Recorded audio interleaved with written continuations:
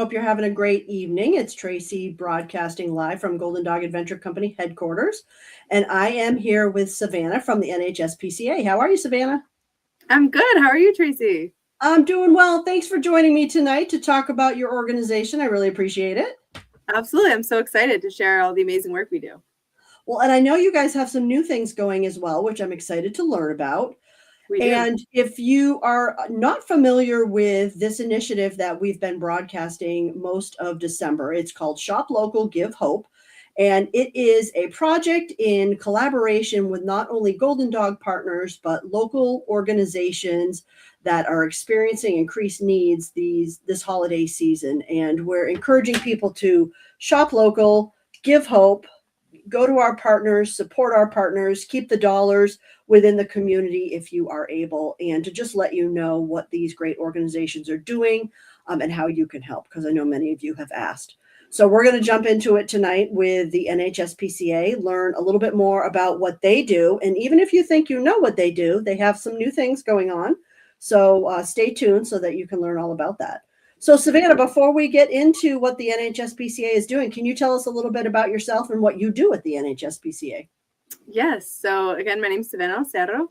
I am the Vice President of Animal Services and Veterinary Services.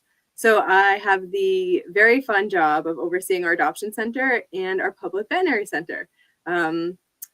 So yeah, I arguably have the best job in the facility, though we won't share that with anybody else. But it is absolutely wonderful. The work that we do is incredible, and I'm so excited to share that with everybody tonight. Well, I appreciate your time. So tell us a little bit about the NHSPCA, just in case anyone is not familiar with the great work you guys do. Great, yeah. And I have some fun facts. So the New Hampshire SPCA is actually the oldest and the largest animal welfare organization in the state of New Hampshire. Oh, really? Yeah. Fun fact, it was founded in 1872. We take in all animals, from tiny little mice all the way to horses. And our agency has so many different facets, and you'll really see that in the work that we do and what I'm about to talk about. I think I could probably spend 24 hours speaking about all of the work that we do, but we will try to summarize it as much as possible, and hopefully people ask questions if they'd like anything elaborated. Yeah, that's perfect. So tell us about some of these new services that you've brought on. I mean, we know you're a rescue and you are constantly brought in for some of those really bad cases that we hear about in the media, large hoarding situations with pets, abusive situations, which we're grateful to the amazing work that you guys do to support those pets. Tell us, I'd like to focus on what you do for pets and people. I know you've got some great veterinary services we're going to talk about, as well as your food share program I'd really like to learn about as well. Yeah, so at the New Hampshire SPCA, we talk a lot about the human-animal bond and how we can make sure that stays intact.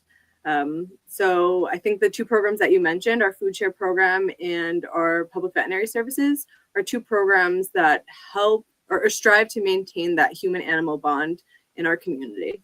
Our food share program is a program that people can utilize when they need assistance with feeding their pet or other supplies with their pet. If they have a cat, maybe some cat litter. But for the most part, it is food that is provided for them. They can access our facility, and we will be able to help them out and get them through a difficult time. We tend to go one step further as well, and we will connect them to human service as well if they need that. So not only can they get services for their pets, but we could guide them to human services as well. And some of those questions that we ask, just to segue right into the next one of veterinary services, is their pet up to date on vaccines? Do they need assistance with low cost veterinary care? And within this last year, we've rolled out our community wellness services through our veterinary center. And we are able to provide exams, vaccines, different types of diagnostic testing. We really are quite fortunate to have such a beautiful facility and an amazing veterinarian that sees our community pets. And we have the ability to help provide financial assistance for people that are just struggling to do veterinary care, to provide veterinary care to their pets. And we're very happy to do that. Well, and how would someone qualify for the different services that you offer? So we don't income qualify, or we are very honest and say these services should be for people that are experiencing financial hardship, but we don't ask anyone to prove that financial hardship. So they can approach us and they can say, I'm struggling with X, Y, and Z right now. I would appreciate some pet food. And that's usually just the foot in the door. Other times it sometimes will look like I need to surrender my pet. And we'll ask some follow-up questions and what's the reason for surrender in a more gentle way. And sometimes people say, well, I just can't afford it. I can't afford the pet food right now. I just lost my job, whatever that may be. And that's a way for us to come in and say, all right, we hear you. We want to meet you where you're at. Your pet is very much loved. If that is the case, right? There's some people that do want to surrender their pet for other reasons, but for the vast majority of people, that pet is incredibly loved. Yeah. And they're heartbroken to make this decision. We don't want to take away somebody's own pet. We want to maintain that human animal bond that I referred to before. And so if we can provide pet food, if we can provide low-cost veterinary services, if we can get them rabies vaccinated so they're compliant with their town, or spayed or neutered so that their apartment building will allow them to keep it, we're happy to do that. I think that's wonderful. And so it's not just somebody who maybe is living below the poverty level. It might be somebody who, let's say, as a trickle-down effect of the government shutdown, is on hard times and is trying to get back on their feet. Is that someone also who would qualify for your services? Absolutely. Absolutely. And that's something that when the government was shut down, that our team internally spoke about a lot, is how can we best support our community during this time? Because we figured that there was going to be people in the local area, in that Seacoast area, that maybe didn't need to use our services previously, but if they're not getting a paycheck, they might now need to utilize our services, and we wanted to be there to provide them that. Okay, that's amazing. And do you provide services to all of New Hampshire, or is it just certain counties? No, so we really will focus on Rockingham County and the general area of the New Hampshire SPCA, which is located in Stratham, New Hampshire. But we will not discriminate. If someone needs veterinary services from, oh goodness, Berlin, we're happy to help them. As long as they don't mind taking the drive, we are happy to again meet them where they're at and provide those services to anyone in the state of New Hampshire. Yeah. Okay, that's fantastic. And if you are just joining us, we are talking with Savannah from the NHSPCA as part of our Shop Local Give Hope initiative, which, if you are not familiar with, it's something you can learn more about at our website at goldendognh.com. And it is a collaboration with our Golden Dog partners who have a focused effort of giving back throughout the year. And we're encouraging you to check them out, shop with them, purchase donations for these wonderful organizations that we're supporting this holiday season. And so, Savannah, let's talk a little bit about the increased needs you're seeing. What are some of the items on NHSPCA's wish list? What are some of the things that people are requesting that our community could help with? Yeah, so like I had mentioned before, sometimes a way that people will enter into talks into our organization or will reach out for support is with pet food. So pet food is always something that we can use. We will take any brand or size or amount of pet food for our community. We will also take, this is a question that's commonly asked, open pet food, as long as it has been maintained well and is not expired. We would happily be able to find a use for that. And I think that would be a great need that the community has. And we're not just supporting individuals as well. So when our partners over at the local human food banks that I say that we sometimes will direct people to if they need assistance, we'll help support them as well, because sometimes people don't know about us. They don't know, or they can't get to Stratham, New Hampshire, but maybe they can get to their local food pantry. And so we will use that food and we will pass it out to the local food pantries, and then they can give that to their constituents. So it's just a way for us to reach a broader audience and make sure that we are being as impactful as possible. That's great. And I know we're encouraging people to shop local, but you do have an Amazon and a Chewy wish list. And sometimes that is easier for people to just have it shipped directly versus trying to pick it up and deliver it. Absolutely. So That information's on our website too, and there is a link to your website with additional information. So if that is that is easier for you, then certainly that is an option. Yeah. And so, are there additional needs that you have this season? I mean, are you looking for volunteers? And if so, what types of jobs do you have for volunteers? We always have a need for volunteers. I think that there's many people, when they think about volunteering for an agency such as the New Hampshire SPCA, they think about working directly with the animals. And of course, that's something that's very much needed. There's very much a need for small animal volunteers, cat volunteers, dog volunteers, and barn volunteers as well.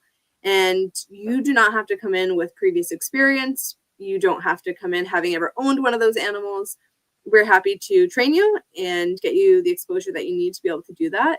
Additionally, and I think this is something that some people forget, is that we do a lot of cleaning, a lot.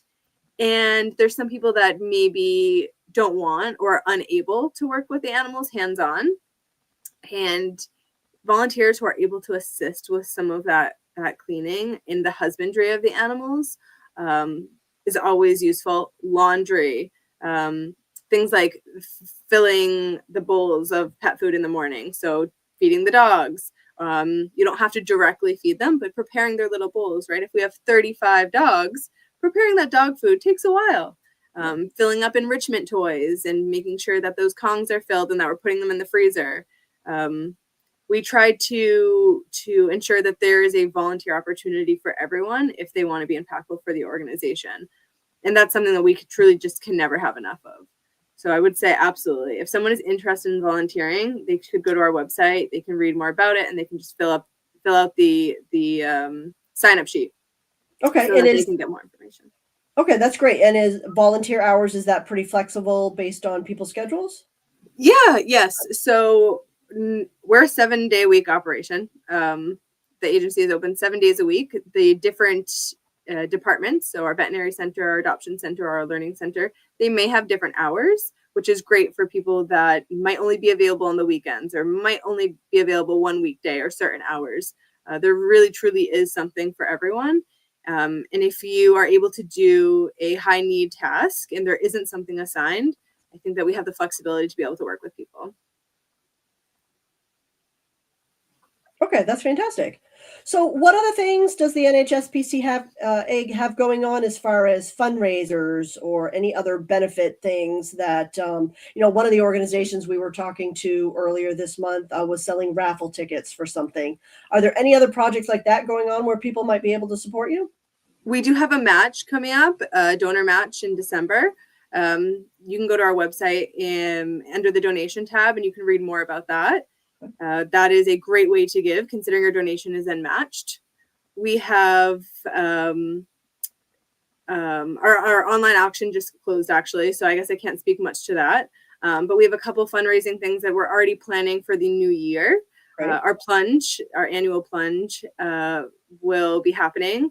And that is always an exciting event. I give so much credit to the people that not only fundraise for that, but then truly plunge themselves into that ice cold water in winter. Good for them. It's something that maybe one day I'll work up the courage to do, but I have not yet.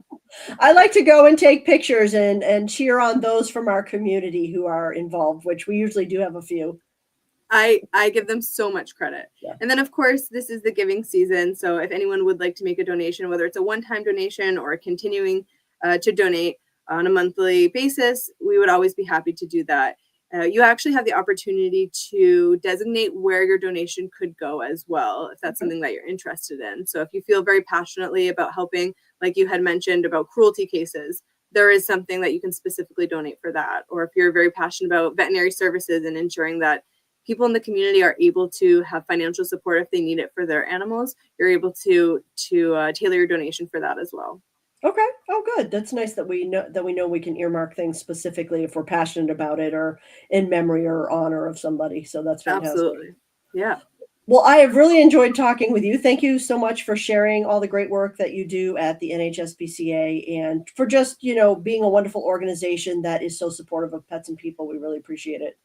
And thank you Absolutely. Thank you for having me. so much for those of you who are watching us and joining in. I hope you will go to either nhspca.org or goldendognh.com to learn a little bit more about how you can support them during this season and into 2026. And before we part ways, Savannah, is there anything else we should know about the NHSPCA or any additional services that we missed? So much. We've missed so much. We are a massive organization. So there, like I said, it would take me all day to talk about all of the wonderful things and programs that we offer. I encourage everyone to go to the website. I guarantee you there's something that you don't know about our agency. We have an amazing humane education program. We have amazing behavior and training classes. There's really so much that we do. And I remember my first time at the agency, and I was just so impressed that we had sport dog classes. So just little things like that. If you're interested in learning more and seeing everything that we do, I really encourage you to explore our website. And of course, see the adoptable animals that we have. We have quite a few amazing animals right now. And I really hope that they will get a home for the holidays. Yeah, agreed.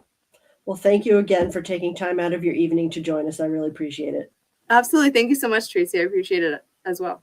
All right, everyone, have a happy holiday and thanks for watching.